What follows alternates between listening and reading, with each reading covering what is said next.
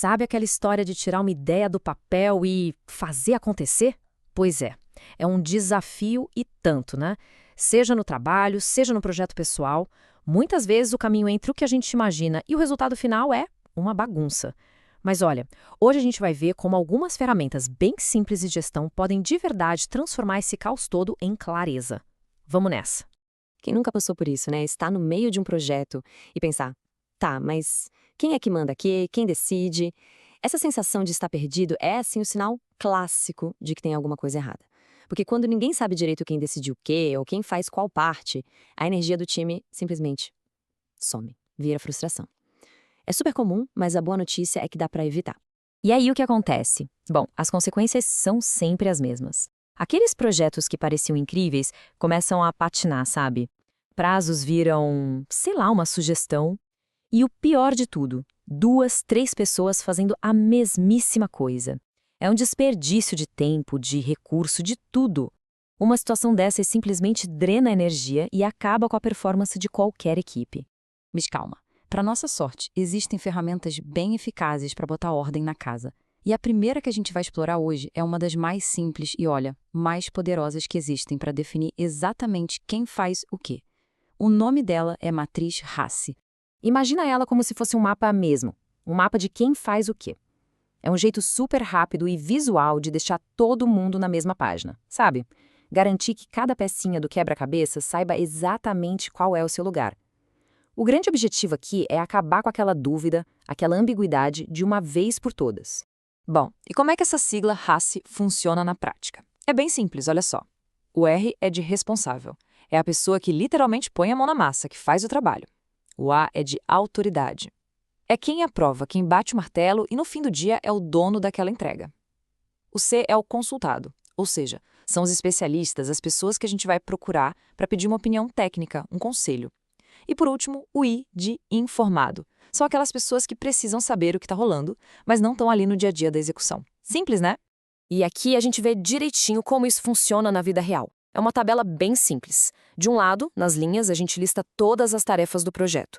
Em cima, nas colunas, o nome das pessoas da equipe. E aí, em cada quadradinho, a gente coloca uma letra.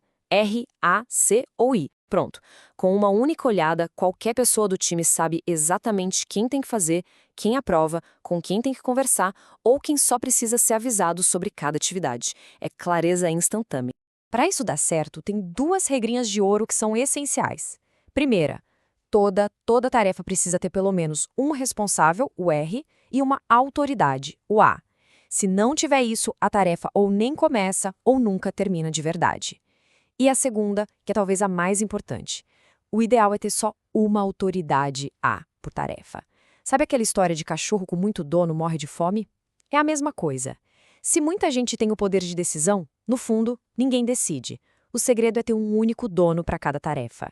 Beleza, então a gente já organizou as pessoas, já sabe quem faz o quê, mas isso é só uma parte do quebra-cabeça, né? Agora a gente precisa entender a jornada completa do projeto. E para isso, vamos dar uma olhada no que a gente chama de ciclo de vida do projeto. A lógica é bem fácil de entender. A matriz Hasse diz quem faz as coisas. Já o ciclo de vida do projeto diz quando e como essas coisas são feitas. Pensa que juntas essas 2 ferramentas são tipo a espinha dorsal de qualquer projeto bem organizado. Elas dão para todo mundo um senso claro de direção. E olha só, praticamente todo projeto, não importa se é gigante ou pequenininho, passa por essas 5 fases aqui. Tudo começa na iniciação, que é aquele momento da ideia do e se a gente fizesse isso? Depois vem o planejamento, que é quando a gente transforma essa ideia num plano de verdade. Aí, claro, vem a execução, mãos à obra. Enquanto tudo acontece, a gente tem o monitoramento, que é para garantir que o trem não saia do trilho, e, por fim, o encerramento, que é a hora de entregar o projeto, comemorar e, muito importante, olhar para trás e ver o que a gente aprendeu no caminho. E aqui tem um ponto super importante, que é a diferença entre a proposta e o plano de trabalho. Pensa assim, a proposta é o sonho, é aquele documento inspirador que mostra a visão, o potencial, vende a ideia. Já o plano de trabalho, bom, o plano de trabalho é a realidade. É o pé no chão, é o que dá para fazer de verdade com o tempo, a grana e as pessoas que a gente tem. É a hora de transformar a inspiração em algo concreto com prazo e custo. Certo. E para conseguir passar por todas essas fases e chegar no final com sucesso, existem alguns princípios que são a base de tudo. Vamos dar uma olhada nos 3 mais importantes. A primeira chave é definir o escopo. Isso é crucial. Se o time não consegue explicar o objetivo do projeto em uma frase curta e clara, já tem um sinal de alerta aí. Porque é a partir dessa frase que todo o resto nasce. As metas que a gente consegue medir, a lista de atividades para chegar nessas metas e, claro, um cronograma que faça sentido. Sem essa clareza de escopo, o projeto vira um alvo que não para de se mexer, sabe? E o time fica perdido gastando energia à toa. A segunda chave é gerenciar as partes interessadas, os famosos stakeholders. A verdade é que nenhum projeto existe isolado no mundo, né? Então, é fundamental a gente mapear todo mundo que pode ser impactado por ele. E não é só a equipe não, hein? É o cliente, o financeiro, o pessoal de vendas, o usuário final, quem pode ajudar e, importante, quem pode atrapalhar. O que cada um deles espera do projeto. Entender isso logo no comecinho e ter um plano de comunicação para cada um deles faz toda a diferença. E por fim, a terceira chave: monitorar e aprender. Muita gente acha que um projeto é uma linha reta do ponto A ao ponto B, mas não é. É mais como um ciclo. A gente precisa medir o andamento das coisas, ter conversas francas sobre o que está dando certo e o que não está, e o mais importante, registrar o que a gente aprendeu. Porque o sucesso de verdade não é só entregar o projeto, é terminar o projeto com uma equipe mais inteligente e preparada para o próximo desafio. E essa frase do Thomas Edison aqui, a boa sorte muitas vezes acontece quando a oportunidade se encontra com o preparo. Nossa, ela fecha essa ideia com chave de ouro. O sucesso num projeto quase nunca é sorte, né?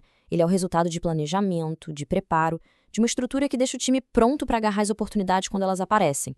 Ok, então juntando tudo isso, qual é a grande lição por trás dessas ferramentas, dessas fases todas? O que fica de mais importante dessa nossa conversa? O ponto principal é que gestão de projetos não é sobre burocracia, não é sobre preencher um monte de papelada. É, na verdade, a arte de colocar clareza no meio do caos.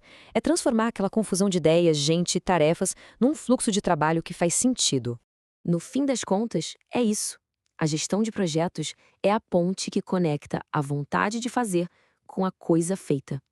Ela entrega para todo mundo do time o mesmo mapa, a mesma bússola, para garantir que todo o esforço da equipe seja usado para criar algo que tenha um impacto real.